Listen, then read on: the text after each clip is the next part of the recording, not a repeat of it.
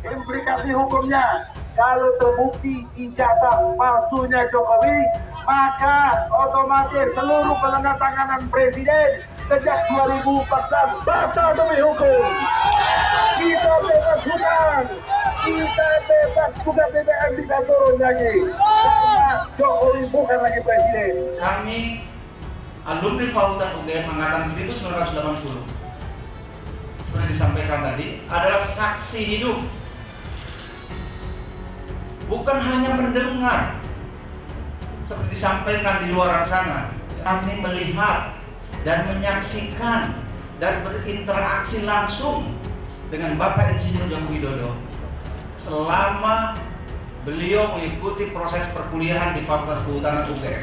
Tiap perbuatan melanggar hukum yang membawa kerugian kepada orang lain, mewajibkan orang yang karena salahnya menerbitkan kerugian itu mengganti kerugian tersebut, ya. Dan dalam hal ini kita memberikan deskripsi atau kualifikasi ijazah yang tidak sesuai isinya atau ijazah yang palsu itu adalah perbuatan melawan hukum, baik membuat ijazah palsu atau menggunakan ijazah palsu. Keduanya adalah perbuatan melawan hukum. Agama HUT angkatan 1980 dan Agama Bantuan Hukum mengecam segala bentuk kesesatan informasi dan berita bohong yang ditudingkan terhadap Insinyur Joko Widodo sebagai alumni Fakultas Kehutanan Universitas Gadjah Mada, khususnya tentang isu dari penggunaan ijazah palsu. Presiden Jokowi sudah 2 kali menjadi wali kota, 1 kali menjadi gubernur, dan 2 kali menjadi presiden. Tapi ijazahnya masih ada yang fitnah palsu. Fitnah ini sebenarnya bukan hal yang baru. Sudah dilancarkan berulang-ulang. Gerombolan yang memfitnah pun itu juga. Sekarang buzzer-buzzer alias pendukung Anies Baswedan dan HTI. Nah mungkin ya inilah alasannya mengapa banyak sekali pendukung Anies Baswedan yang mulai panik dan mencoba untuk menggoreng isu lama terkait tudingan ijazah palsu Jokowi. Memang ya mereka ini ada saja gorengannya. Walkot 2 ronde, gubernur 1 kali, presiden 2 jabatan, masih digugat soal ijazah dungu. Bodohnya orang-orang yang menggunakan isu ijazah palsu Presiden Joko Widodo. Banyak banget orang-orang yang berkuar-kuar seperti orang gila saat mengomentari isu kemungkinan ijazah Presiden Joko Widodo palsu.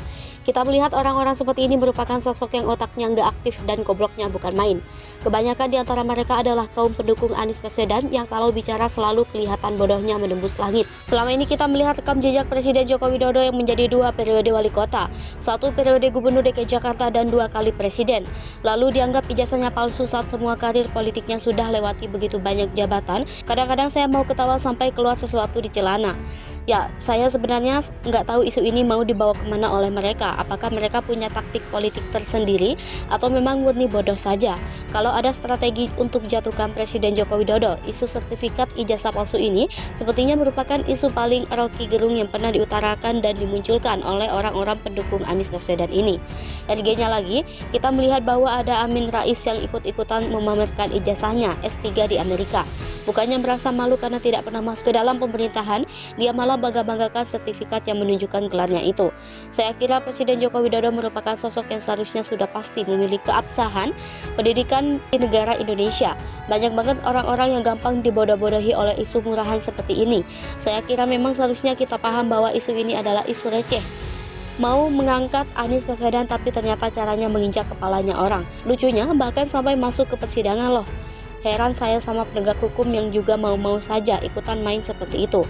Terlalu banyak orang bodoh di negara Indonesia ini.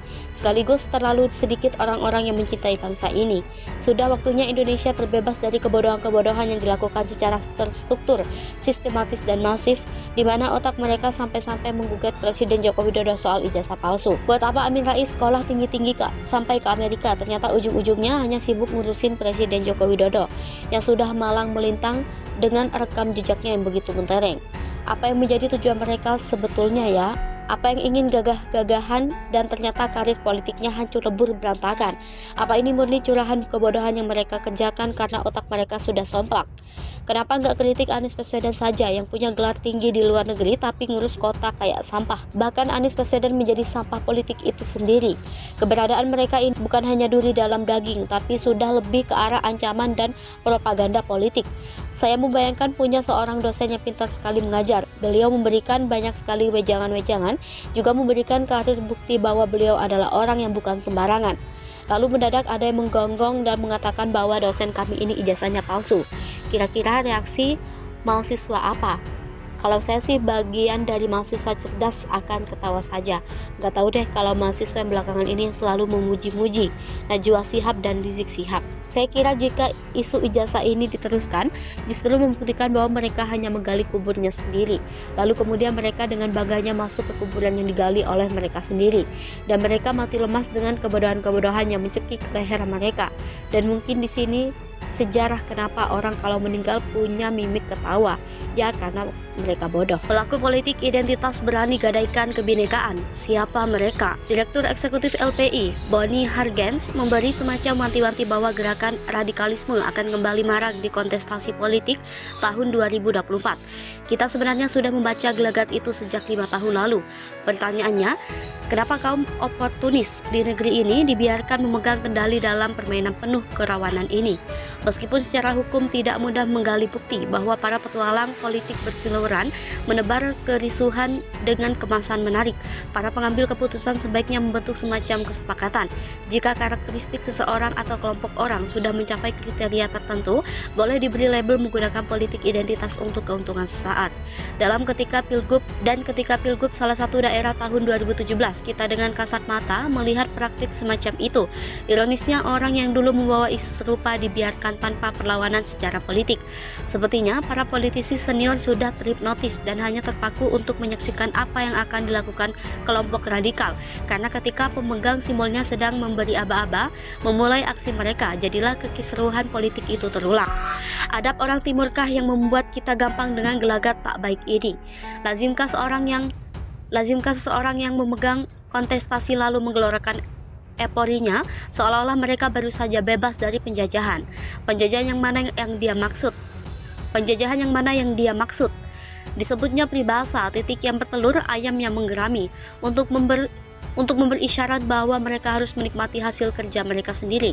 Sang pemegang simbol ini sepertinya sudah mulai mencengkram lebih dalam menebar ancaman kepada pemegang otoritas bahwa dia akan menggunakan isu yang terbukti manjur dikapitalisasi secara politik hanya atas nama aspek praduga tak bersalah. Pemerintah dan lembaga hukum tak berkuasa mengeliminir politik identitas ini dari kaidah politik santun yang berbasis kebinekaan atau membuat pemisah di antara keduanya sehingga mudah dibedakan oleh publik. Peringatan LPI setidaknya memberi semacam kode bahaya bahwa jangan sampai masyarakat mayoritas justru terintimidasi dan turut menjadi pelaku seperti mereka yang mengabaikan nilai-nilai yang menjadi karakter bangsa ini. Hal yang lebih mengkhawatirkan, masyarakat kita terkesan permisif dengan pelaku politik identitas karena merasa dirinya ada di lingkungan yang sama dan bahkan merasa terwakili.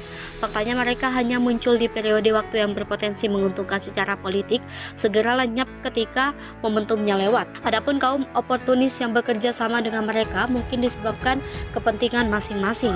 Meskipun teknisnya sama mengambil keuntungan dari momentum politik, oleh karenanya publik harus disadarkan, ternyata bukan hanya kaum kolonial yang menjajah kita.